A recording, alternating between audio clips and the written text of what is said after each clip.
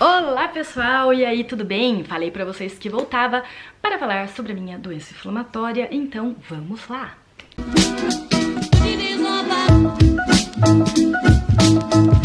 Tá, então vamos lá. Eu não vou dar detalhes muito aprofundados, tá? É só pra dizer mais ou menos aí uma ideinha, tá? Porque, senão o vídeo vai ficar enorme, tá? Então vamos lá. Pra começar, eu tenho já desde os meus 23 anos, certos sintomas intestinais e gerais, né, que começaram já, né, a ficar um pouco aí na minha cabeça, especialmente durante a época da faculdade, porque conforme eu fui, né, aprendendo certas coisas sobre as doenças inflamatórias intestinais, eu comecei a me ver, né, em certas coisas aí, certos tipos de doença. Então, pra já dar um nome, o que eu tinha de suspeita, né, com relação a mim, né, os sintomas que eu tinha, era a doença de Crohn. É uma doença inflamatória intestinal, que dá dores abdominais, que pode dar, né, eu não vou entrar em detalhes porque senão vai ficar muito nojento, tá? Mas então, pode dar diarreia, pode dar certas coisas na diarreia, enfim. É uma doença que pode te dar carência em vitaminas, anemia, dá uma fraqueza, né, a fadiga intensa, entre outras coisas. Enfim, a doença clássica seria mais ou menos isso, tá? Isso aí, guarda a informação. Então eu comecei mais ou menos aos 23 anos a ter certos sintomas desse tipo, que foram evoluindo durante os anos, né? O que significa isso? Ficando um pouco mais intensos, e desde que eu mudei do Brasil pra cá, ficaram muito mais intensos. Eu acho que é porque a dieta mudou muito, né? Não tem nada a ver uma dieta com a outra. E aqui é muito mais gordurosa, tem muito mais leite, é tudo com base de creme de leite. E eu achei que aí piorou muito. Assim, dores muito mais frequentes, muito mais dificuldade pra digerir, né, o ventre distendido. Então, assim, muito difícil de gerenciar, né, essas dores que não passam com remédios habituais, né, por exemplo, um Buscopan, uma coisinha assim, não passa, né, e comecei a perceber essas carências em vitamina D, vitamina B9, B12, comecei a ter uma ligeira anemia, nunca foi muito absurda, mas assim, tinha vários sinais ali, né? E aí, logo em 2017, quando eu comecei a trabalhar no primeiro hospital lá que comecei a trabalhar, foi o momento que eu falei, agora eu preciso achar alguém pra fazer esses exames em mim, né? Porque os sintomas tinham piorado já desde 2015, quando eu cheguei aqui, tá? Eu não tinha ido atrás, por quê? Primeiro que o médico que eu vi, generalista, nem me examinou, não pôs a mão na minha barriga, fez os exames de sangue muito a contragosto, ele pediu, né, das carências de vitamina, mas assim, muito a contragosto, e aí falou assim, veja então pra um gastro, fez uma cartinha, assim, tava nem aí. E aí eu falei, mas que gastro eu vou? Se é pra me tratar desse jeito? Eu tive muitas experiências bem ruins aqui, bem no comecinho, né, quando eu tava aqui.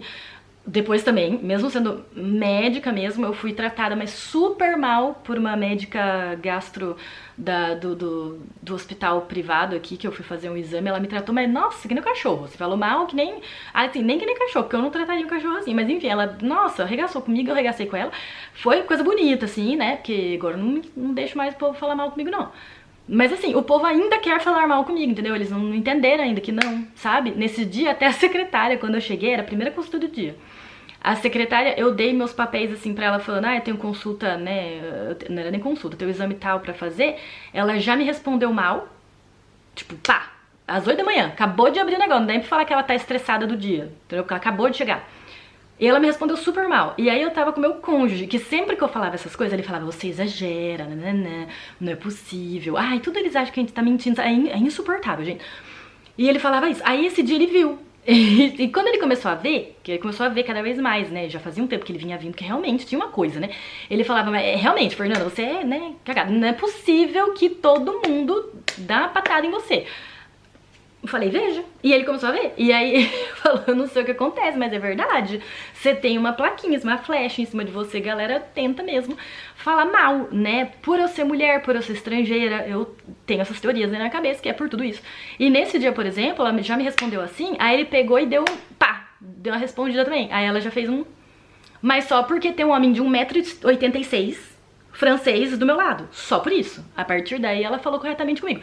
Mas se fosse eu sozinha, eu tenho certeza que ela ia continuar falando mal comigo, pouco importa, entendeu? Pouco importasse o que eu respondesse, ela ia continuar falando mal, porque eu já tive essas experiências antes, quando eu não estou com ele e quando eu estou com ele, e a diferença que faz no tratamento, né, com relação a mim. Então, assim, tem preconceito, tem xenofobia? Tem.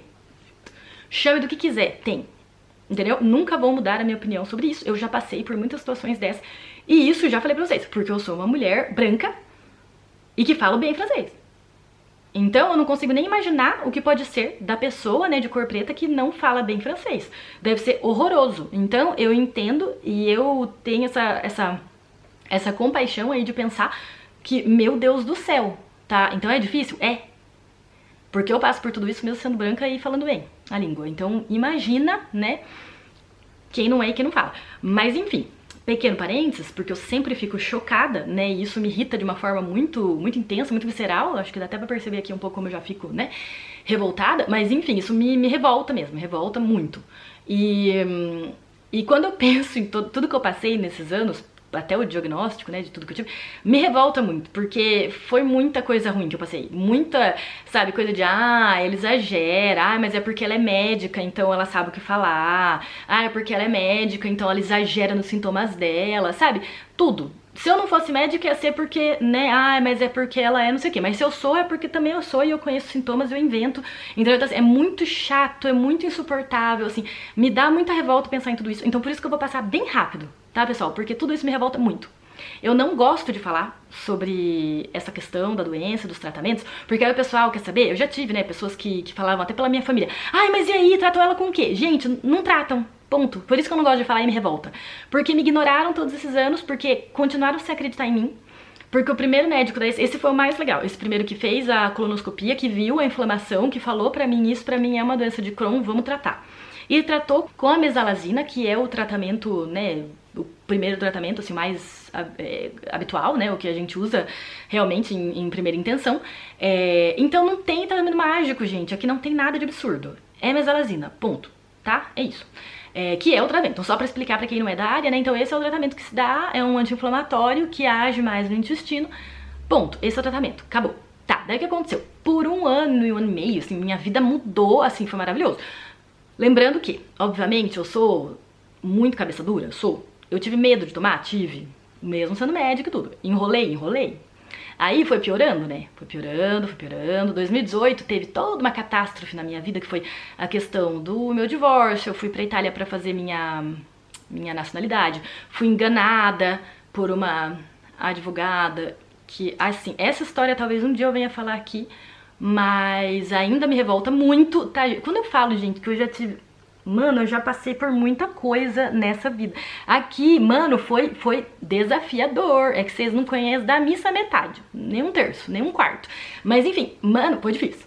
Então entenda, só entenda assim. Foi difícil, nada foi fácil, não passei, sabe, Fernanda não foi morar num castelinho em Paris com tudo lindo, maravilhoso, não, entendam isso, sempre foi muito difícil, sempre foi muito desafiador, sempre foi, sabe, pedra sobre pedra e Fernanda cabeça dura indo, porque, né, sabe-se lá Deus por quê, que eu sou teimosa só, enfim, e fui, né, tá bom, 2018 foi esse ano horroroso, então não fiz nada, foi em 2019 que eu fui começar a me tratar, porque, né, as coisas estavam piorando. E aí, como eu voltei pra cá, comecei a refazer minha vida do zero, né, vamos lá, de novo, não sei o que lá. Então, comecei a trabalhar no pronto-socorro, que, nossa, destruiu minha vida, né, mental, né, minha saúde física, mental, psicológica. Nossa, pronto-socorro dá né, trabalhar à noite é difícil, ainda mais quando, eu já falei aqui pra vocês, né, plantão de noite a gente não para, não dorme, não...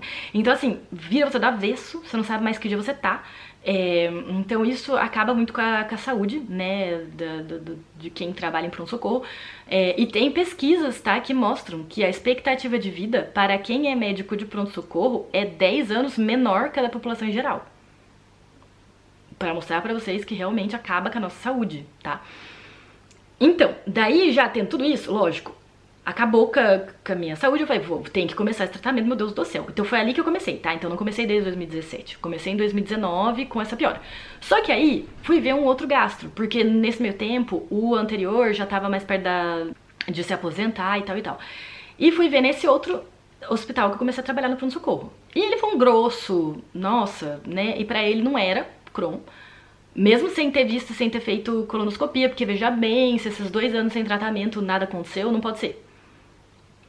Tudo bem, entendo. Mas assim, continuo tendo todos os sintomas, todas as carências de vitamina, continuo tendo tudo. Minha CRP, que é a proteína C reativa, sempre, né, 15, 20, nunca baixava disso. Beleza. Tá, mas pra ele não era. Aí fez outra colonoscopia e ali, só que eu estava daí já com a mesalazina e não tinha mais inflamação. Aí fica aquela, mas é por causa da mesalazina ou é porque não tem nada? Pra ele é porque não tinha nada. Então não tinha nada, aí ele falou, é colopatia funcional. Tá, mas com a proteína C reativa aumentada e as carências em vitamina? Então tá. Mesmo se tem artigos que dizem que não. Mas tudo bem, ele que é o especialista. Então tá. Então eu não tenho diagnóstico porque pra ele não é. Mas eu continuei com a mesalazina. Pra ele era pra eu parar, porque não servia pra nada. Mas pra mim, como eu falei pra você, 1 ano e meio minha vida foi maravilhosa. Melhorou muito, até a fadiga melhorou. Tava tudo, beleza. Aí veio 2020 e a fatídica, né, situação que todos passamos. Até aí tudo bem, nada a ver, né, porque eu ainda estava funcionando meu tratamento. Só que aí ele começou a já dar uma pinhé. Não tava mais, comecei a ter de novo os sintomas de antes. A fadiga, mas aumentou de uma forma, assim, absurda. Um cansaço horroroso, um negócio assim. Aí piorou de vez. 2020 foi um negócio horroroso, assim, foi super difícil do ponto de vista físico, né?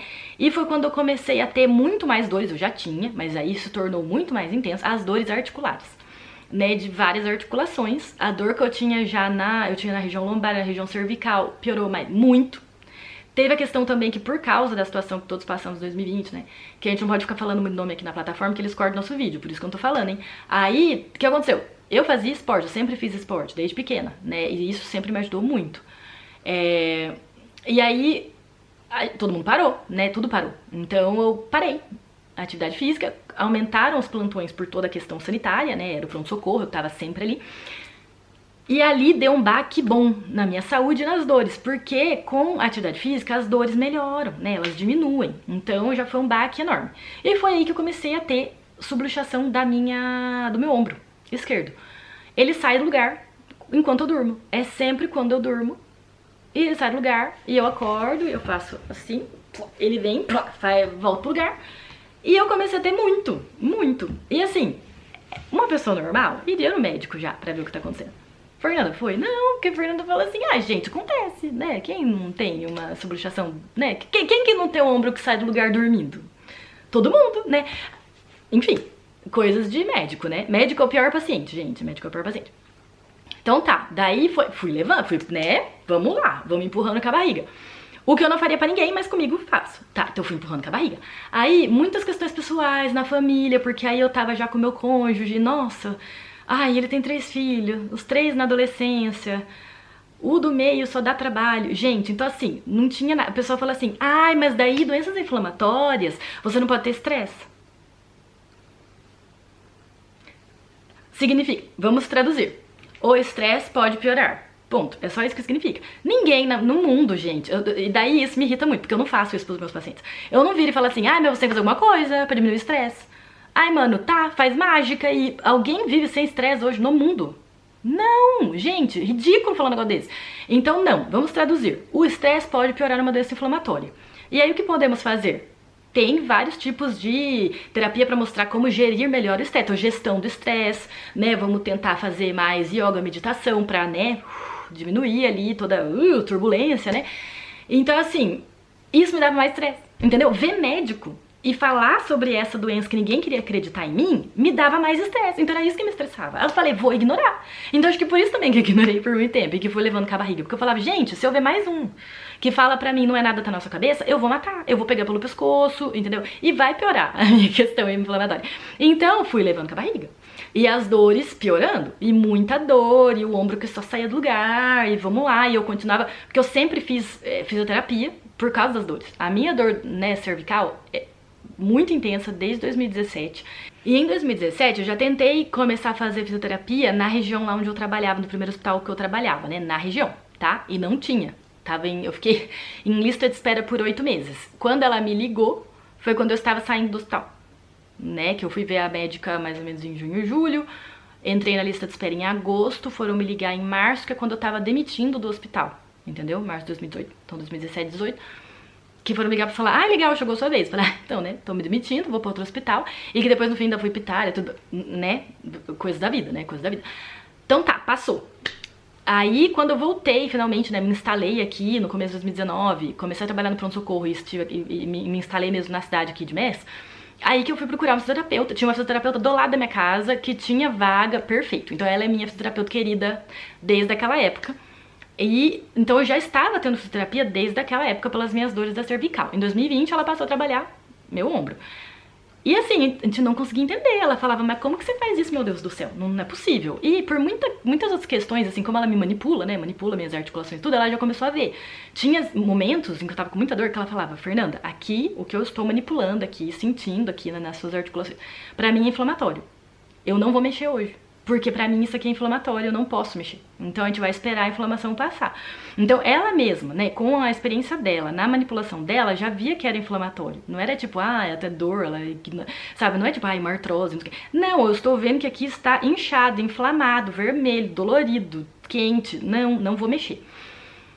E com o tempo também, porque eu tenho uma flexibilidade aí das minhas articulações um pouco mais, né, mais intensa do que o normal. E aí ela falou, vai ver um especialista pra ver se você não tem a síndrome de Ehlers-Danlos, que é uma síndrome que pode ter vários graus aí, né? Então tem até da pessoa que tem muita hiperlaxidade, então ela se mexe, todo aquele pessoal que passa a mão aqui pra trás, não faço coisas de circo, tá, pessoal? Então, pessoal, eu não tô nesse nível, tá? Então tem esse nível super extremo e tem um nível mais normal, que é uma hipermobilidade aí das articulações, mas sem uma coisa muito absurda, mas que já te dá certas complicações, como entorses, né, mais do que a população em geral, né, que você tem já que tomar uma preocupação um pouco maior e que você tem que fazer mais reforço muscular para estabilidade das articulações, para elas não saírem do lugar.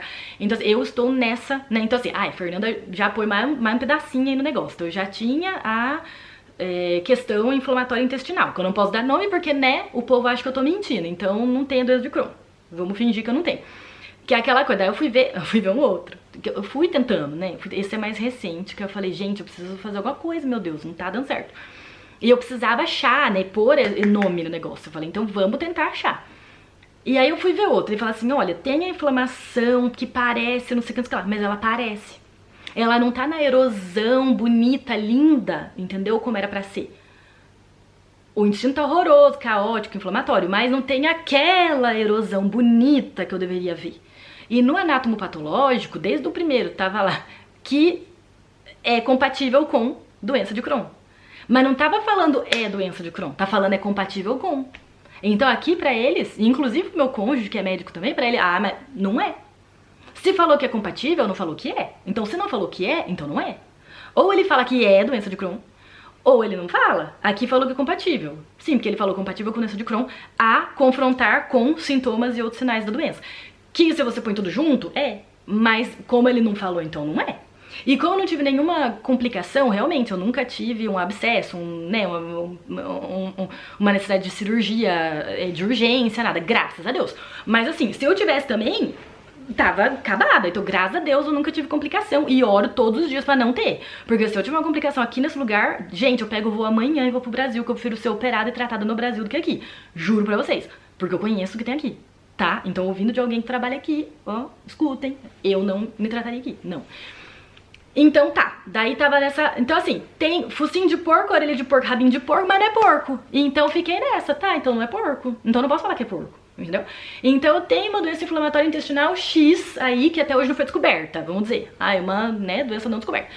E eu tenho mais essa síndrome, né, com uma forma aí leve a moderada da síndrome de Ehlers-Danlos, que é essa questão da mobilidade aí das minhas articulações, que me dá toda essa, né, complicação aí do ombro que não é legal, né, que dói, gente, dói. Tá, e vamos pôr mais um pedacinho aí, mais um tijolinho, né, que coisa pouca, né, bobagem. Aí eu fui ver uma reumata aí no Brasil, porque o reumato que eu vi aqui, o primeiro reumato, gente, o primeiro reumato falou que era pra eu ir fazer yoga, porque eu não tava... Eu tava muito preocupada, entendeu? Eu tava com muito estresse na minha cabeça, então era pra fazer yoga. Pequeno adendo. Gente, eu formei, fui eu que fundei a Liga de Medicina Integrativa na Unicamp.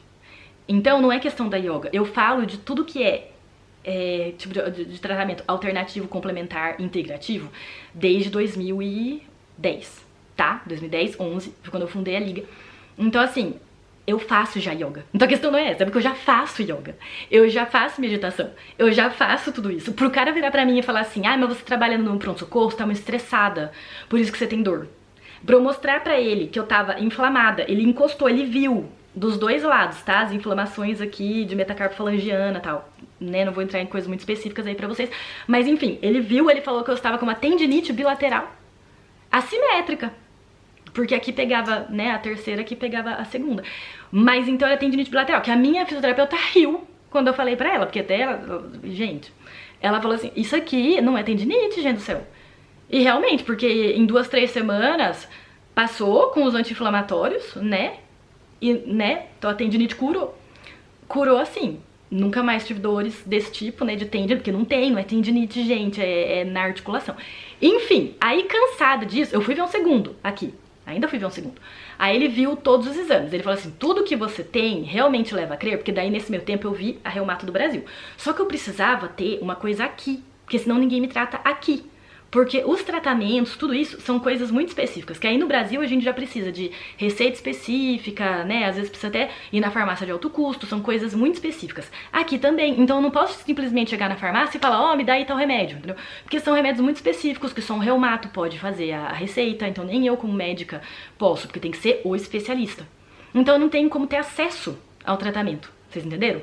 Então eu preciso do diagnóstico aqui. Então eu fui ver a Reumato do Brasil, que me encaixou tudo. Ela olhou pra tudo que eu fui descrevendo, que eu comecei a ter dores já na cervical desde dos meus 23 anos. E que na minha cabeça eu fui, tipo, normal, quem não tem dor na cervical com 23 anos? Né? Que com 32 anos eu já não conseguia mais usar salto, nada, porque eu tinha muita dor. E eu não conseguia mais usar salto. E pra mim, tipo, que normal, quem com 32 não tá tão acabado desse jeito? Então eu estava numa situação que meus avós de 80 anos estão melhor que eu, tá ligado? Tava nessa. E aí ela olhou pra mim, quando eu vi ela a primeira vez, eu tava com 34 anos. Ela falou, Fernanda, não é normal você estar assim com 34 anos. E foi aí que foi cair na ficha, porque, sabe, quando é com você, você vai meio que, né... E eu falei, gente, verdade, como que eu deixei passar tanto? E quando ela olhou pra mim e falou, e ninguém pensou numa espondilite anquilosante pra você? E aí eu fiz, verdade. Porque realmente, gente, e é por isso que médicos não devem tratar pessoas da sua própria família. Porque quando é alguém muito próximo de você, e quem é mais próximo de você que você mesmo, né? Você não, sabe, você não tá no racional, você não tá no objetivo. Quando é seu filho, você tá é óbvio, é seu filho, então você não vai estar no racional, não vai estar no objetivo. Quando é você mesmo, você ignora e vai levando, entendeu? Então você não pode se tratar e tratar pessoas da sua família exatamente por isso, porque você faz merda, entendeu? Então não faça isso. Se você é médico, tá me vendo aí, você é estudante de medicina, não faça isso, tá vendo, ó? Não acabe como eu. Então, enfim, aí ela olhou pra mim e falou assim, mas até que eu tava tentando, gente, me tratar, e que o povo não ajuda aqui. O povo não ajuda. Então tá, nisso eu tinha 34 anos. Gente, eu cheguei aqui na França, eu tinha de 27 pra 28. Então veja o tempo, tá? Já era aí 6, 7 anos de sofrimento. E aí ela falou assim, ninguém pensou nisso? Porque aí existe uma entidade, né? E vamos para a parte reumatológica. Existe uma entidade que, né, antes da espondilite anquilosante, porque hoje em dia a gente tem como tratar para evitar chegar na anquilose, né? E aí existe a espondiloartrite axial. Então, é um começo de dor que pega o seu esqueleto axial, que é a parte central aqui, né? E que pode ter dores, então, na cintura pélvica e escapular.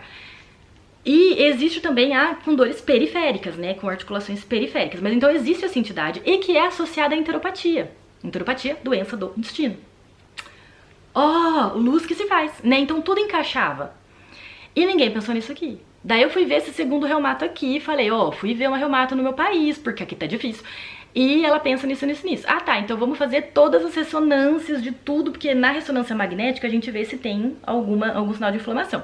Quando existe o sinal de inflamação, fecha o diagnóstico para espondilite anquilosante, sabendo que você nem precisa ter a imagem mesmo, porque tem outros sinais e sintomas que já fecham o diagnóstico. Mas ele ignorou completamente isso, entendeu? Não sei como. A minha reumato falava, meu Deus, mas a gente segue a escola europeia aqui. Então, já com os critérios que eu tenho aqui já fecha. E ele que está na Europa, né, o colégio europeu aqui... Não, ela falou, mas eu leio as coisas de recomendação da escola francesa, né?